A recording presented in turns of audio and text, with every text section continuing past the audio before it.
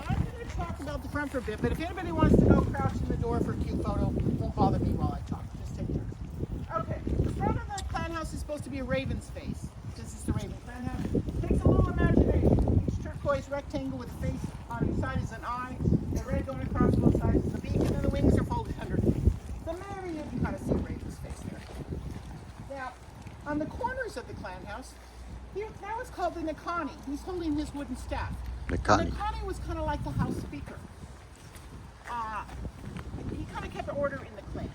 Now, if they were throwing one of those potlatch parties, the Nakani would stand at the front door, tap his staff 3 times to get everybody's attention, introduce you, what clan you were from, and the rank and tile you had, and then welcome you into the party.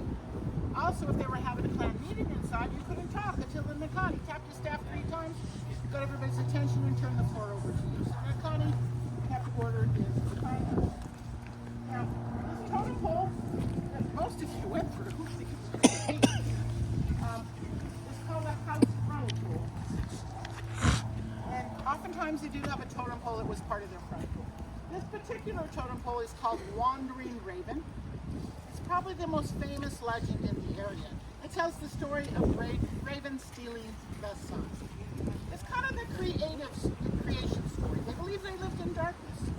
So anytime you see, if you're in town, you see a totem or a wall panel with a bird with a ball in its mouth or a sun in its mouth, it's depicting this story. So they believe they lived in darkness. And somehow Chief Raven has gotten his hands on the sun and he's put it in that box that's carved up there on the top. Anytime you see a box carved on a totem pole, it means it holds something of great value. In this case, it holds daylight. On top of that box is another little raven known as the Trickster. He is missing his head and beak. Now, the Trickster in all of their stories was the mischievous one. It was always up to something. And now, the Trickster knows that Chief Raven has the sun. Chief Raven knows he knows, and so he has servants watching his clan house and guarding his daughter. His daughter is carved right above the door. Above the daughter is Chief Raven. You have a blackfish, a man, a frog, a wolf, the box, and a little Trickster. So the little Trickster observes and notices that the servants take the daughter to the creek several times a day to get fresh drinking water. He uses his magical powers, transforms himself into a light-colored hemlock needle. It floats in the water. She dips her drinking vessel in, gets some water, picks up that needle, drinks it, swallows it. Lo and behold, 9 months later, gives birth. It's the little Trickster in disguise. He is now Chief Raven's grandson. The servants were perplexed because they said nobody had been near her. Anyway, it's Chief Raven's grandson. As he starts to grow, he keeps asking, Grandpa, can you play with that box that holds the sun? And Chief Raven says, oh, no. You mustn't touch it, it's much too valuable. Well, every day he would beg and plead, and every day the chief would say no. And one day he cried and cried and cried so hard they thought he was going to pass out and be sick. So Chief Raven did what Grandpa sometimes do, gave in. He said, okay, you can hold it, but you mustn't open it. Well, of course he opened it. He opened it and the sun came out. He transforms himself back into the raven that he is. He tries to push that sun out through that smoke hole. It's too big, so little bits and pieces break off. That's the stars and the moon. And the sun comes out and you had daylight for the first time. Who knew? It was said that if you were wearing an animal skin when daylight first appeared, you turned into an animal. If you weren't wearing an animal skin, you were human. Who needs science books? You can learn everything from totem poles. Now, there are different versions to stories.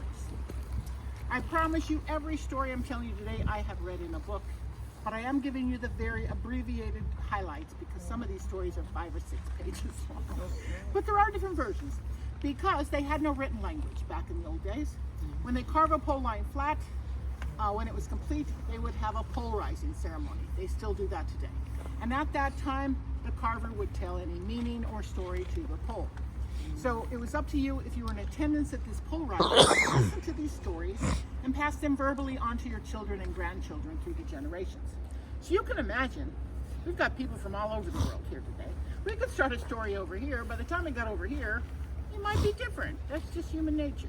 So everything I'm telling you I've read in a book, but it just depends on who wrote the book, on what version the story is. Sometimes we don't know the stories to a pole. I know down in the Saxman Park there's a pole called the Mystery Pole. Nobody knows the story to it. You can identify some of the clan crests that are carved on there, but nobody knows if there's a story that goes with it. So it's called a mystery pole. Okay, let's go look at this pole out here.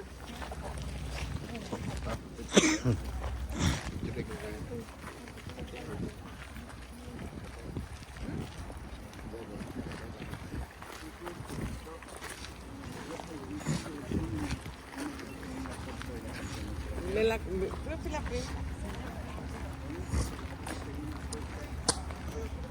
This whole totem in a photo, you usually kind of have to crouch down and try to do it from the ground to the top if you want the whole thing to work.